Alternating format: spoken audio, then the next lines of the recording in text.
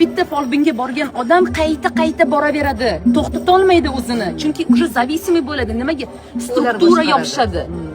Folbinlarning strukturasi sizga yopishadi. Tushunyapsizmi? Ular to'ppa-to'g'ri jin unga aytib turadi.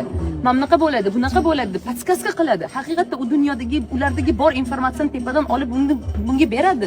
Lekin nimani hisobida? Sizni iymonsizlantirish hisobida.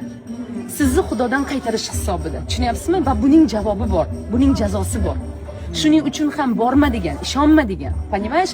Просто Allohga tavakkal, nimaki bo'lsa bu meni yo'lim, men uchun xayrlisi bo'ladi. Всё, и идите, qo'rqib bitta folbinga boraylik, bitta istig'so qilaylik, falonchi o'qib qo'yibdi meni, shuning uchun shunaqa bo'lolmang. Ishonmanglar. Ishondingizmi bo'ldi, kuchingiz ketdi.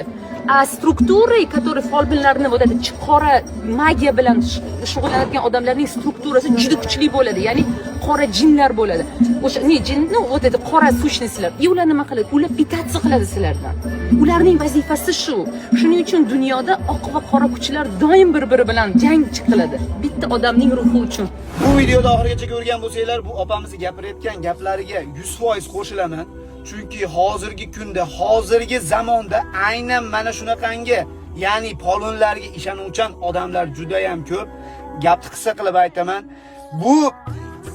Buni gunohi juda ham katta bo'ladi. Javobgarligi bor u dunyoda. To'g'risi men bunaqa narsalarga bunaqa temalarga aralashish niyatim ham yo'q. Bu videoni ko'rib men o'zim ta'sirlanib, mana shu videoni chiqarishga qaror qildim. Bu videoga bitta like bosib, kommentda o'z fikringizni qoldirib, bu videoda aynan shunaqangi polvonlarga boradigan insonlarga yuborib qo'ying.